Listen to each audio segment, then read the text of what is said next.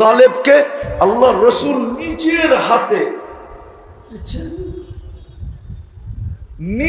হাতে কবরে রাখছেন, নিজের হাতে চাচাকে রাইকা একটা চিৎকার দিছেন, আম্মি আম্মি মা তারাক্তালি সাবিলা, চাচা আমার হাতে রাখলাম তো বটে, কিন্তু কোন রাস্তা আমাকে দিলেন না, কোন রাস্তা আমার জন্য রাখলেন না।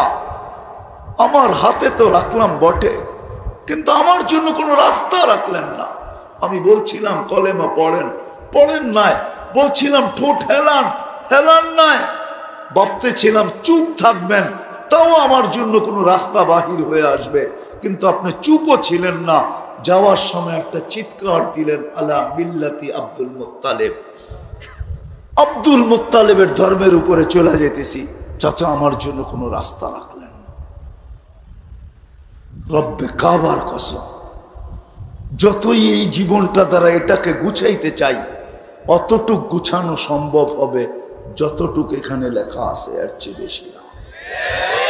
আর দুনিয়া মকসুম, দুনিয়া বন্টিত, 800 কোটি মানুষের ভিতরে বন্টিত। যতটুক এখানে লেখা আছে এতটুক গুছানো হবে, আর জীবনটা চলে যাবে, ধরে রাখা যাবে না। কোনো পাওয়ার ব্যাংক আসে নাই, বিদ্যুৎ ধরে রাখার পাওয়ার ব্যাংক আসছে, আমাদের জীবন ধরে রাখার কোনো পাওয়ার ব্যাংক এখনো বিজ্ঞান পায় নাই, আর কোনোদিন পাবে না। দ্বিতীয় হলো উপরেরটাকে গুছানো। ইচ্ছা আপনার, স্বাধীনতা আপনার, কোনটা গুছাবেন? এটা না ওটা? কোনটা? বলেন না, কোনটা গুছাবেন? সবাই মনের থেকে না মুখের থেকে? মনের থেকে কে কে দেখি উপরটা গুছাইতে চান? আল্লাহ কবুল করুক। এই দুনিয়া দুনিয়া, আমি তো মাঝে মাঝে বলি আমাদের যুবকদের জান্নাতের ধারণা নাই। যদি জান্নাতের ধারণা থাকতো তো সারা রাত্র ঘুম হইতো না। যদি সবাই জিজ্ঞাসা করতো ঘুমাইস না কেন, জান্নাত এখনো দেখলাম না, এখনো পাইলাম না, ঘুমাই তো ঘুমাই কি করা, ঘুমাই তো ঘুমাই কি করা। আর আল্লাহ রসুলও বলেন, লা ইয়ানামু তালিবুহা, জান্নাতের জান্নাত যার দিলে লেগে গেছে ওর তো ঘুম আসবে না, ও ঘুমাইতে পারে না। সত্য এটাই। এই জন্য আল্লাহওয়ালারা ঘুমান না, বরং রাত্রে শুধু চিৎকার দেন, किसी को खाने में मजा, किसी को सोने में, हमें मजा आता है सिर्फ रोने में। কারো খাওয়ায় মজা আসে, কারো ঘুমে মজা আসে, আমাদের শুধু কান্নায় মজা আসে। আমাদের শুধু কান্নায় মজা আসে, কারো খাওয়ায় আসে, কারো ঘুমে আসে, আমাদের শুধু কান্নায় মজা আসে। সারা রাত কানতে কানতে কাটায় দেন। আজকে জান্নাতের মজা তো পাই নাই, জান্নাতের ধারণা তো আমাদের কাছে নাই। আমার সমাজের যুবক মনে করে দুনিয়াই শেষ, কেউ কেউ মনে করে চিতাতে শেষ, আর আমার মুসলিম সমাজের যুবক মনে করে দুনিয়াই শেষ, জান্নাতে কিছু নাই। এই জন্য সারা রাত্র নেটের ভিতরে ঘুরতে থাকে। রব্বে কাবার কসম, সব রাখা আছে ওইখানে। মন চাহি জীবন, মনে যা চাবে তা পাবে। এই দুনিয়ার মতো একটা ছোট বাড়ি, সবচেয়ে ছোট বাড়ি জান্নাতের এই দুনিয়ার থেকে 10 গুণ বড়। রেডি, দুনিয়াতে তো বলে রেডি ফ্ল্যাট। যান, আপনাদের এলাকায় ফ্ল্যাট বিক্রি হয় কিনা জানি না আমি, হয় মাঝে মাঝে লেখা থাকে রেডি ফ্ল্যাট, ঠিক না? উপরে গেলে দেখা যায় কয়েকটা দেওয়াল আছে আর কিছু নেই। এটা রেডি হলো কি করে? রেডি তো জান্নাত, সব সাজায়া তারপরে নিয়ে বসায় দিবে, সব সাজানো ওইখানে সব। মন চাহি জীবন। এই পচা মাটি, বেশি বৃষ্টি হইলে কাদা, তারপরে দুর্গন্ধ। জাফরানের মাটি হবে, তোরাবুহা জাফরান। এই দুনিয়ার ইটের আর মাটির বিল্ডিং, এক ইট সোনা, এক ইট রূপা। শাহ সিমেন্ট দিয়ে আল্লাহ জোড়া দিবে না, দুনিয়ার মদিনা সিমেন্ট না আর শাহ সিমেন্ট না, মুস্ক দিয়া দুটাকে জোড়া দিবে। ছাদ পিটাবে মুক্তা দিয়া, দুনিয়ার তালার মতো 13 ফিটের তালা না, জমিন থেকে আকাশ পর্যন্ত এতটুক দূরত্ব এক এক তালা। বলবেন এত বড় সিঁড়ি বাইব কি করে, ঠিক না? সিঁড়ি নাই, ওইখানে সুপার এক্সেলেটর রাখা আছে, ওটা হাত দিয়া চালাইতে হবে না, ওটা মন দিয়া চলবে। যত তলায় যাইতে চাবেন টান দিয়া ওইখানে নামায় দিবে। সুপার লিফট লাগানো আছে, সিঁড়ি বাইতে হবে না। সাহাবা শুধু শুধু পাগল নাই। আমরা ভাবি ওনারা অশিক্ষিত ছিল না, গোড়ার গাদার যুগের লোক ছিল। আমরা বিজ্ঞান সম্মত এলাকা সময়ের লোক, টেকনোলজি সমৃদ্ধ সময়ের লোক, আমরা উন্নত সময়ের লোক, আমরা ডিজিটাল সময়ের লোক। সাহাবা তো লেখাপড়া ছিল না। হায় হায় হায় হায়, আমরা সাধারণ শিক্ষায় শিক্ষিত, ওনারা অসাধারণ শিক্ষায় শিক্ষিত ছিল। আমাদের শিক্ষার নাম হলো জেনারেল শিক্ষা। ডিকশনারি ঘাটলে দেখা যায় জেনারেলের অর্থ হলো সাধারণ শিক্ষা। এটা নিয়ে বেশি গৌরব করা যায় না। ওনারা অসাধারণ শিক্ষায় শিক্ষিত ছিল, এই জন্য ম্যাগকে ডাকলে ম্যাগ আসতে বাধ্য ছিল। টোকা দিলে ভূমিকম্প দূরভূত হতে বাধ্য ছিল। চিঠি লেখলে দরিয়ায় নীল পানি ছাড়তে বাধ্য হতো। আমি তো 6 বার গেছি দরিয়ায় নীলে, সুদান 6 বার গেছি। যদিও আপনারা হাসবেন, 6 বারই মনে মনে ভাবছি যে হায় যদি চিঠিটা পাইতাম তাহলে আমাদের পদ্মা, মেঘনা, যমুনার পানির আর সমস্যা হতো না। আমার বিশ্বাস ওমরের চিঠিতে যদি 4500 কিলোমিটার দরিয়ায় নীল পানি দিতে পারে, তাহলে আমাদের পদ্মা, মেঘনা, যমুনা তো 4500 কিলোমিটার না। এটা দিবে না কেন? প্রযুক্তি ছাড়া যদি, আমি চোখে দেখাগুলা বলতেছি, প্রযুক্তি ছাড়া যদি 3000 কিলোমিটার দূরে বন্দর আব্বাস ইরানের শহরে পাহাড় দেখায় দিতে পারে, এখনো পাহাড়ের গায়ে সাইনবোর্ড লাগানো আছে, হাদা হুয়াল জাবাল, এটা ওই পাহাড় যেটা মদিনা মুনাওয়ারায় মেম্বরে রসুলে দাঁড়ায়া ওমর রাদিয়াল্লাহু তাআলা আনহু সেনাপতিকে দেখায়া দিছিলেন। এই পাহাড় এখনো সাইনবোর্ড লাগানো আছে, যান আপনি দেখে আসেন। ওনারা অসাধারণ বিদ্যান ছিলেন, সাধারণ অসাধারণ। বাকিগুলো তো বাদই দিলাম। আমি মরক্কো 2 বার গেছি। আপনাকে এমপি মহোদয়, আপনাকে মন্ত্রী মহোদয় গেছে মরক্কো।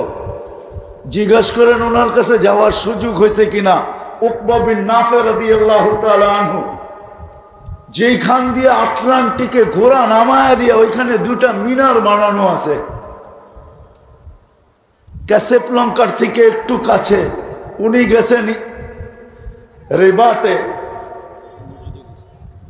রেবাতে গেছেন, ওটা হলো ক্যাপিটাল, আর ক্যাসেবলঙ্কা ক্যাপিটাল না, রেবাত হলো ক্যাপিটাল। এই রেবাত আর ক্যাসেবলঙ্কার মধ্যখানে ওনার কবরে যে আমি সালাম দিছিলাম যে সেলুট উকবা তোমাকে, টিউনিসিয়া ওনার কবর। উনি আটলান্টিকের ভিতরে ঘোড়া নামায় বলতেছেন ওই পারে কোনো মানুষ আছে কিনা বলো। অথচ আমি দুইবার ম্যাপ ফালায় দেখছি, নাক বরাবর নিউ ইয়র্ক। 8 ঘন্টা লাগে ফ্লাইট, ক্যাসেবলঙ্কা টু নিউ ইয়র্ক 8 ঘন্টা টানা ফ্লাইট।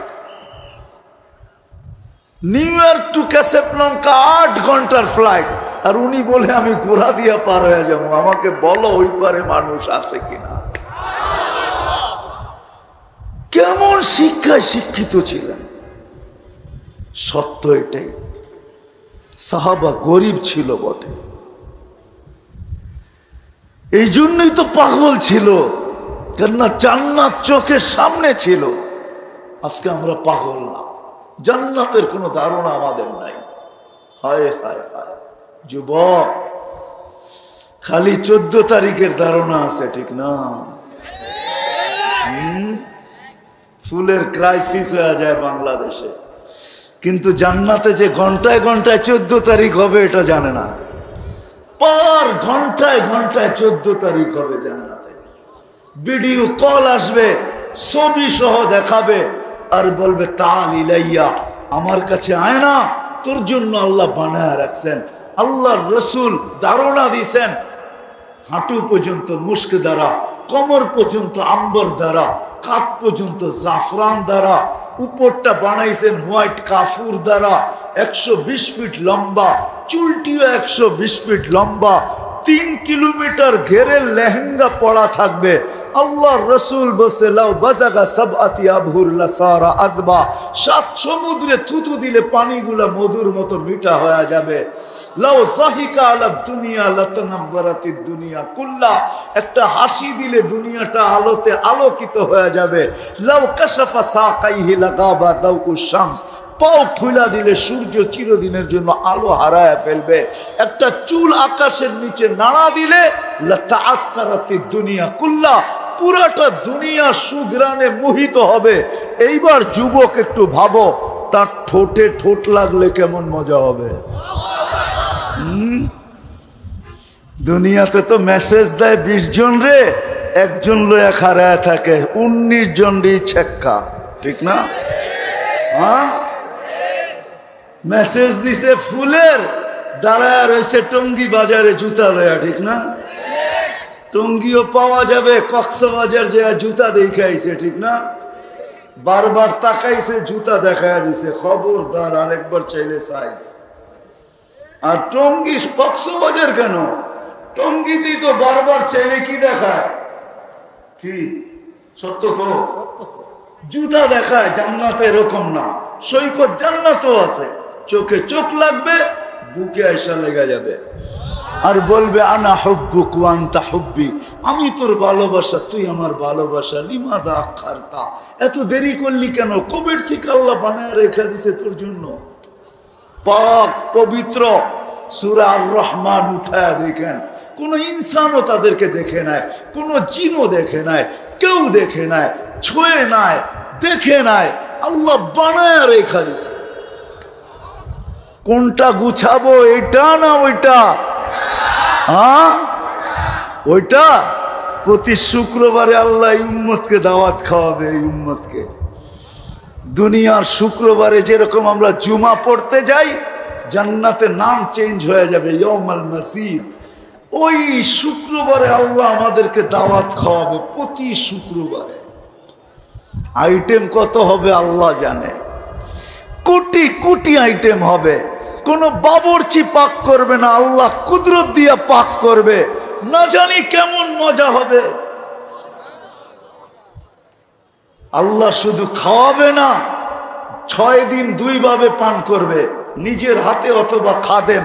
যেদিন আল্লাহ দাওয়াত খাওয়াবে, ওদিন আল্লাহ কুদরতি হাত দিয়া পান করায় দিবে।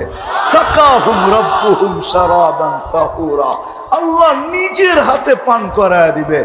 এইবার ভাবেন, আমাদের বাংলা একটা প্রবাদ বাক্য আছে, কিছু মা বোনদের হাতে যশ আছে, যশ। যশ বোঝেন? মশল্লা মশল্লা লাগে না, খালি নাড়াচাড়া দিয়া দিলেই মজা, ঠিক না? যদি আল্লাহর বানানো হাতে এরকম যশ হয়, তা আল্লাহর কুদরতি হাতে কিরকম যশ হবে?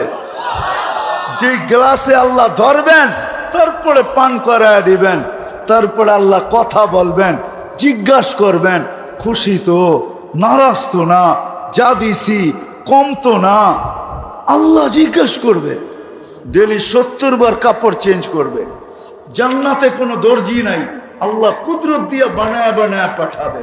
জান্নাতে কোনো ওয়াশিং মেশিন নাই, ধুইতে হবে না, ওয়ান টাইম ইউজ। ডেলি 70 জোড়া চেঞ্জ করবে, এটা ডেলি নতুন আসবে, নতুন নতুন নতুন নতুন। আজকে তো কোনো এরকম মন্ত্রীও নাই যে যার জন্য ডেলি নতুন 1 জোড়া বইনা আসে, যে ডেলি আজকে আমার জন্য ডেলি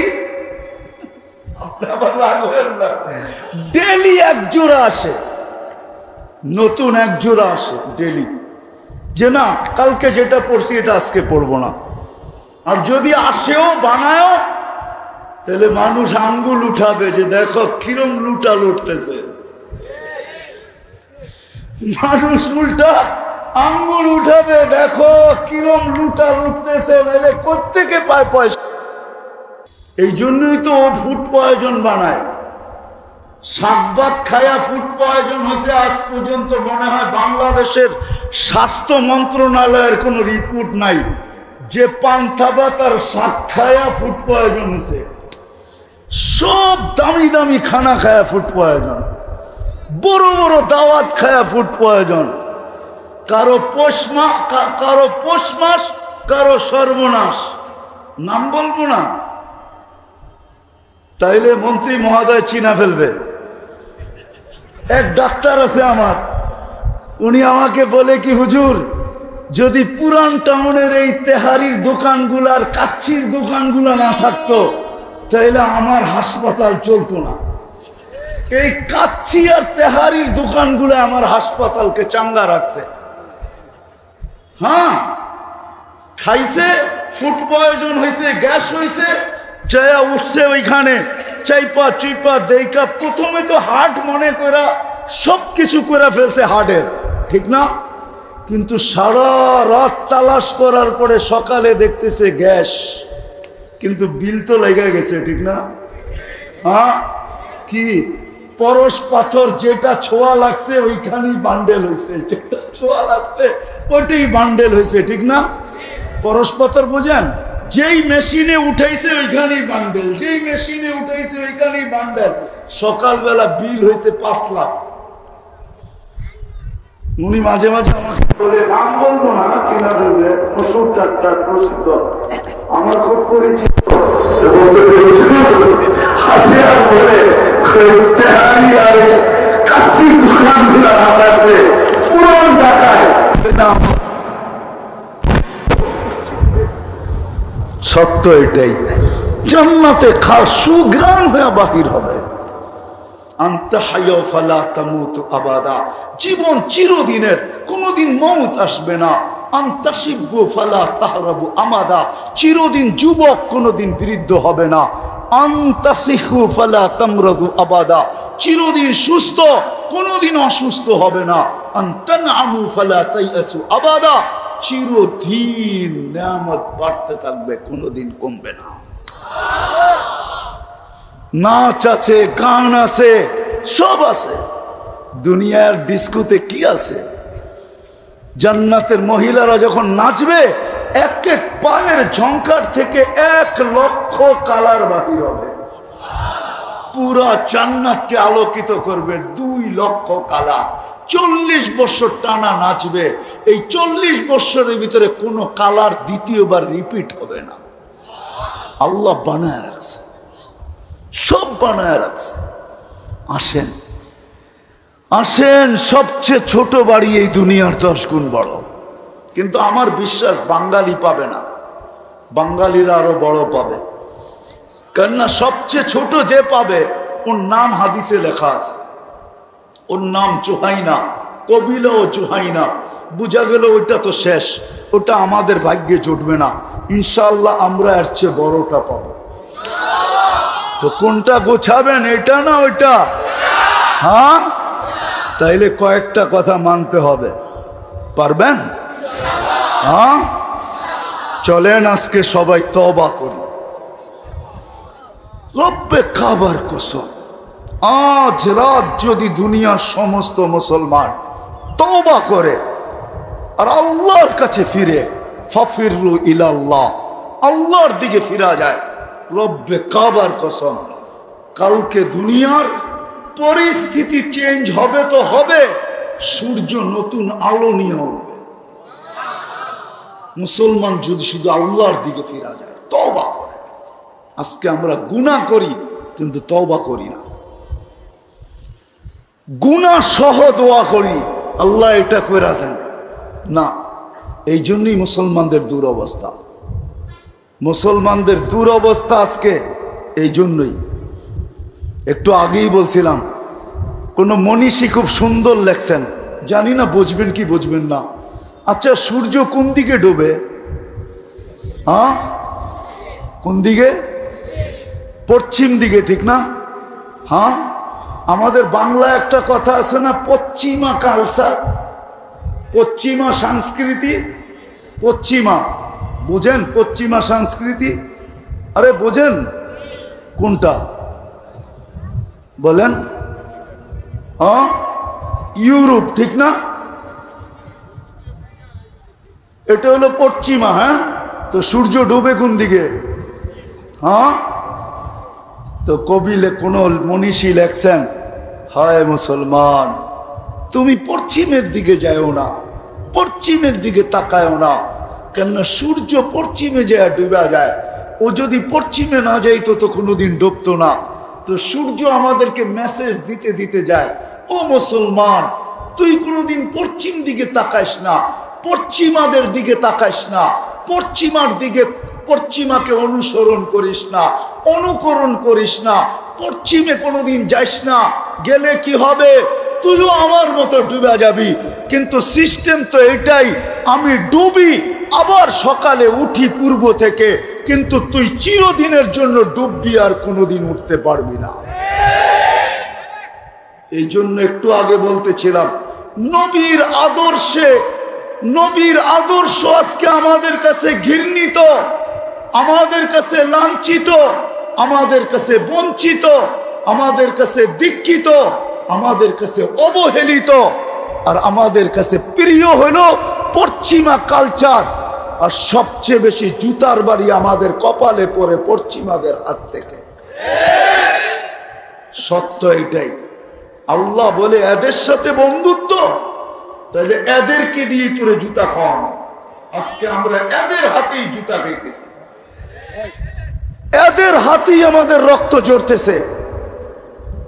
আসেন সর্বপ্রথম, কমসে কম আমরা বাংলাদেশ হিসাবে, আমি পুরা বাংলাদেশের মানুষকে বলতে চাই আজকে, আসেন আমরা আল্লাহর কাছে তওবা করি।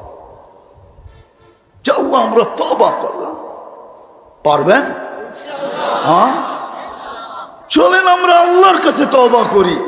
যে আল্লাহ, হইছে তো হইছে, যেখানে হইছে ওটার জন্য তো দোয়া করবই, কিন্তু আল্লাহ আমাদের এখানে যেন না হয় আর কোনোদিন। এই জন্য আল্লাহর কাছে তওবা করি। আপনি ভাবছেন পশ্চিমাদের কালচার আপনি ভালোবাসবেন, আর আর আল্লাহ আপনাকে আদর করে আবাবিল পাঠায় দিব, ঠিক না? আবাবিল এখনো জিন্দা আছে, মরা যায় নাই। না নাই, আবাবিল পাখি আছে। হ্যাঁ, আল্লাহর সৈনিক এখনো রাখা আছে আবাবিল, কিন্তু ব্যবহার হয় না কেন? ওই যে বললাম না, আমাদের কপালের কারণে। আমাদের কাছে তো প্রিয় হইল পশ্চিমা কালচার। তো সূর্য আমাদেরকে মেসেজ দিতে দিতে ডেলি উঠে যে আমার মতো তোরা পশ্চিমে যাস না, যদি যাস তাহলে আমিও ডুবা যাব। আমি ডুবা যাই, তোরা গেলেও ডুবা যাবে। হ্যাঁ হ্যাঁ, এতটুক পর্যন্ত দেখেন, মদিনা পর্যন্ত যান, মদিনাওয়ালাকে দেখেন। এই জন্য আসেন আজকে সবাই তওবা করি, রাজি? হ্যাঁ, তাহলে বলি হাত উঠে, আল্লাহ তওবা করলাম মনের থেকে, কিন্তু তওবা বলেন মনের থেকে, আল্লাহ তওবা করলাম। নামান আল্লাহ এখন প্রথম আকাশে, এই উম্মতের জন্য, এটা অন্য উম্মতের জন্য না। বন্ধুর ভালোবাসায় যে কতটুকু নিজেকে, শব্দ তো আল্লাহর জন্য ব্যবহার করা যায় না, নাইলে ব্যবহার করে দিতাম। বন্ধুর দিকে তাকায়া সারাদিন হাত প্রসারিত করে রাখে, যে তওবা করে কিনা, রাত্রের 3 ভাগের 1 ভাগ পর্যন্ত হাত প্রসারিত করে, যে তওবা করে কিনা। যখন না করে তো 3 ভাগের 1 ভাগ অতিবাহিত হইতে দেরি, নিজে নাইমা চলে আসেন আর ডাক দিতে থাকেন, আল্লাহ আমি মুস্তাগফির ফাগফির আল্লাহ। বন্ধুর উম্মত, আয় আমার কাছে মাপ চা, আমি মাপ করতে তৈরি, প্রস্তুত। প্রথম তওবা করি। দ্বিতীয়, আজকের থেকে অঙ্গীকার করি যে নামাজ কোনোদিন ছাড়ব না। ওয়াদা পাক্কা। নিজের জায়গায় পড়েন, ফ্যাক্টরিতে আছেন, ফ্যাক্টরিতে পড়েন। জান্নাতের চাবি কিন্তু নামাজ। এই মাদ্রাসার মক্তবে পড়ানো হয় 3 নম্বর হাদিস, 65টা হাদিস পড়ানো হয়। 3 নম্বর হাদিস হলো মিফতাহুল জান্নাতিয়া সলা। আল্লাহ নামাজের জন্য ডাকে না, জান্নাতের চাবি দিতে ডাকে। আমাদের নামাজ এটা আমরা জানি কি না, জানেন না? কি আমাদের নামাজ তো এরকম, ইমাম সাহেবের 4 রাকাতে ভুল হয়েছে, 3 রাকাত পড়ছে, 4 রাকাত মনে করে সালাম দিয়া দিছে। তো সবাই বলতেছে কয় রাকাত হয়েছে? কয় 3 রাকাত। তো ইমাম সাহেব কয় না 4 রাকাত। তার একজনে জোর দিয়া বলতেছে ইমাম সাহেব 3 রাকাত। কয় কি কইরা?